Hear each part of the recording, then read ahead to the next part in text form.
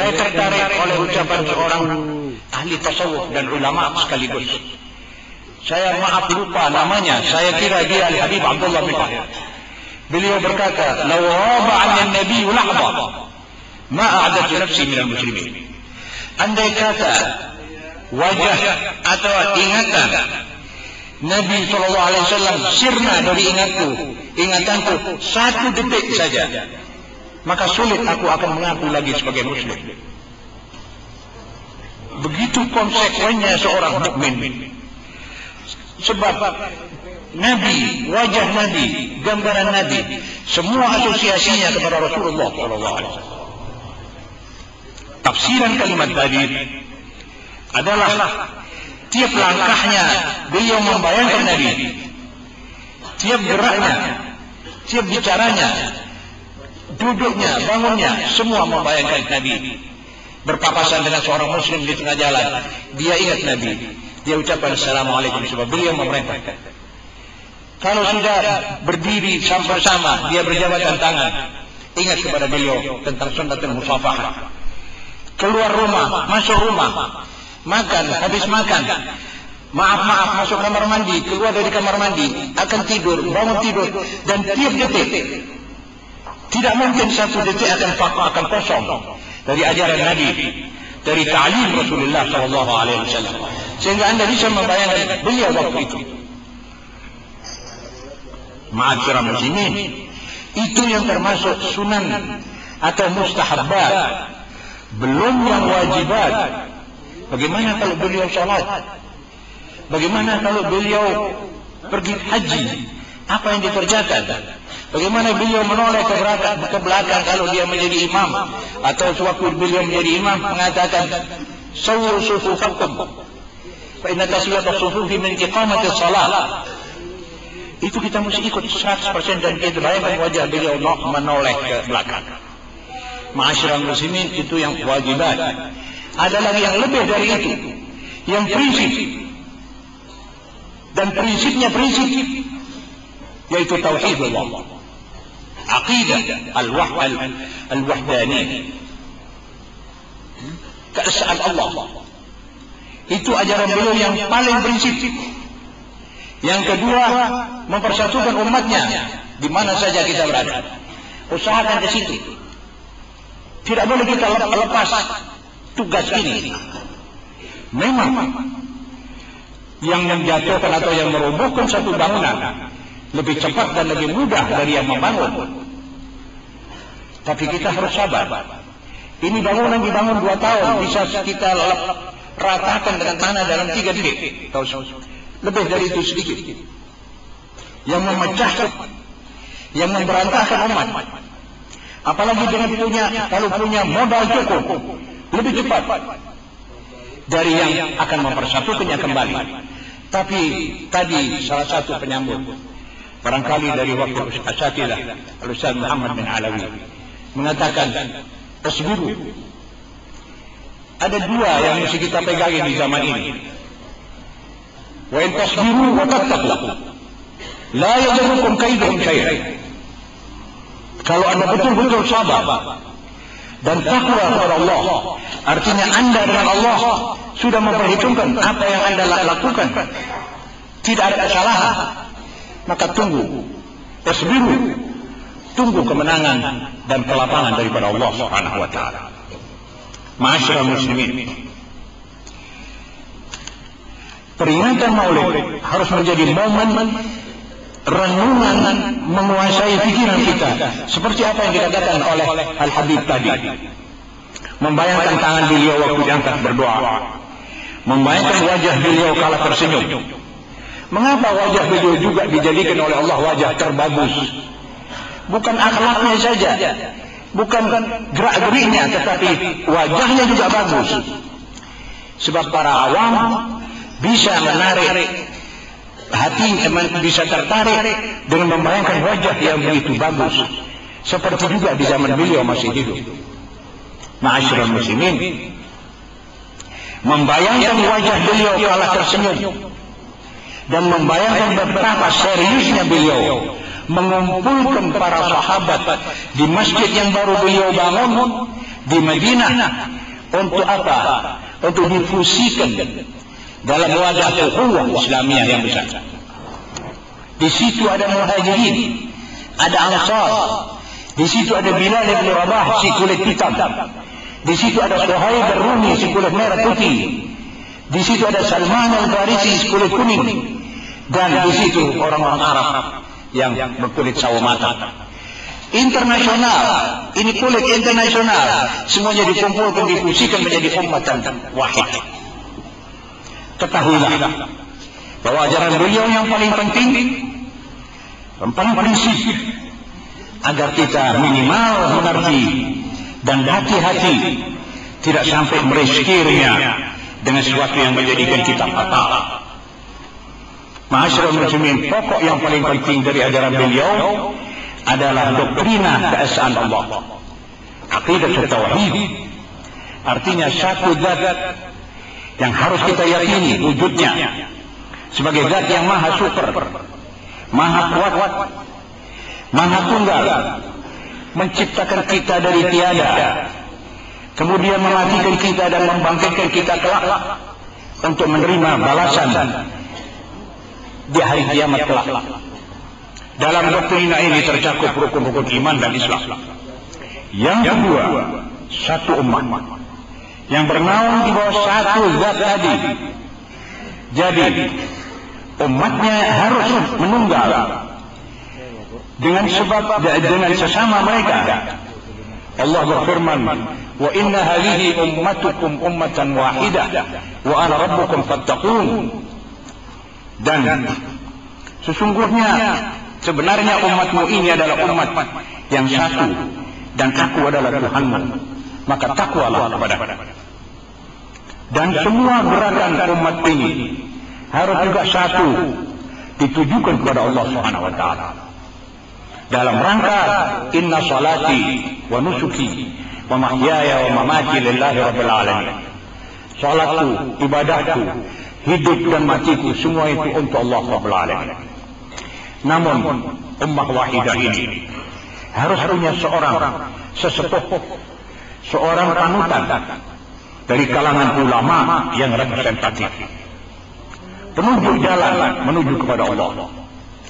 Jika kita tidak punya tokoh panutan seperti itu, maka kita akan gelagapan, cakar-cakaran, kafir mengkafirkan, dajjal mendajjalkan, saling menyiarkan isu-isu dan fitnah demi menjatuhkan sesama muslim. Akhirnya dalam suasana seperti itu kita akan mati jahiliyah, mati sebagai orang di zaman jahiliyah. Sebabnya apa? Sebab Rasulullah Shallallahu Alaihi Wasallam sudah bersabda, barang siapa yang sampai mati tidak mempunyai satu tokoh panutan, guru yang dipegangi, maka matinya orang ini dikhawatirkan mati jahiliyah. Ma'asyiral muslimin, bagaimana tidak? Dalam arus kafir mengkafirkan tadi, akibatnya kesatuan akan sirna, dan lebih tragis lagi, fungsi ummatan wahidah akan hilang sama sekali. Allah berfirman, litakunu syuhada'a 'alan nas. Anda kaum muslimin harus memonitor akhlak dan gerak geri internasional supaya dalam rangka dakwah, rangka amar ma'ruf nahi munkar, yang mana tidak baik kita tidak contoh, yang mana baik kita pupuk, yang mana ilmu kita ambil yang bisa diambil ilmu eksakta dan sebagainya, agar kalian menjadi saksi hidup terhadap perilaku antar bangsa dalam rangka ta'muruna bil ma'ruf wa tanhauna 'anil munkar. Itu semuanya tidak mungkin terlaksana. Jadi tugas ummatan wahidah menjadi ummah memonitor semua bangsa tidak mungkin terlaksana jika Nabi Muhammad SAW sebagai manusia pertama ditunjuk oleh Allah sebagai syahidan wa mubasyiran wa nadhira. Ya ayuhan nabiyyu inna arsalnaka syahidan wa mubasyiran wa nadhira. Wahai Nabi utusan,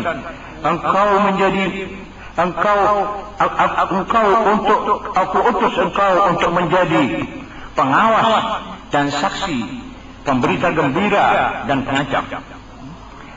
Kalau kita para ulama merupakan pewaris Nabi Muhammad sallallahu alaihi wasallam, maka tugas tadi otomatis akan kita warisi dan harus kita warisi dan mestinya sudah kita laksanakan.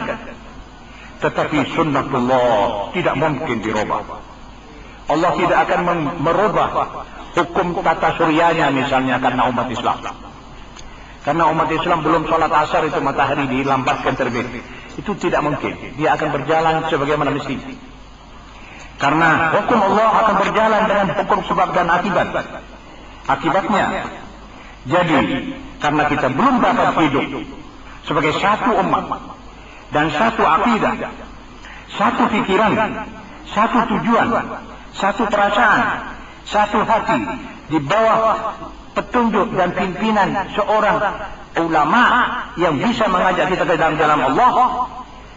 Sebelum pula kita menjadi satu sama lain saling tidak mengganggu, tidak memfitnah. Di samping kita masing-masing belum bisa tepo seliro. Ya ma'asyiral muslimin, kalau kita belum kembali kepada asar amilin nas bima tuhibbu an yu'amiluka bih, perlakukanlah manusia lain sebagaimana engkau suka diperlakukan mereka. Maka sebelum itu semua, pengangkatan kita sebagai umat tengah wasatan untuk memonitor perilaku umat manusia antara bangsa bukan saja tiada dapat dipraktekkan, tidak dapat terlaksana, bahkan sebaliknya. Kita dewasa ini dimonitor oleh antar bangsa dengan serba alat-alat yang canggih. Awas di atas umat Islam di Timur Tengah. Jangan tanya apa tugas awas. Awas memonitor, mengambil seluruh rahasia umat Islam di Timur Tengah itu. Sehingga tidak ada telepon yang tidak disadap, tidak ada berita-berita rahasia bagi yang membuat awas. Itu semuanya berjalan terus. Lantas ummatan wahidah ini praktis di bawah pengawasan umat di luar Islam. Mereka bisa berbuat segala yang mereka maukan, dan tentu untuk kepentingan mereka. Kenyataannya sekarang satu contoh yang betul-betul menyedihkan sepanjang sejarah, bahwa satu bangsa, yaitu bangsa Arab, yang merupakan satu penggalan daripada ummatan wahidah, dari tubuh ummatan wahidah ini, sekarang menjadi 22 negara Arab. Jadi kalau Anda akan hidup di sana harus mempunyai 22 paspor. Apa sebab? Berpecah belah. Apa sebab berpecah belah? Karena mereka belum yakin bahwa yang diajarkan oleh Nabi Muhammad SAW ini benar dan tidak pernah meleset. Mereka belum yakin bahwa janji-janji Allah kepada kita tidak pernah luput dan tidak pernah ditarik, dimansukhkan. Semua ayat-ayat janji, "Intan surullah yang surkum," ini semuanya tidak pernah mansukh. Tetap dia muhkam. Ayat-ayat seperti ini kita tidak indahkan.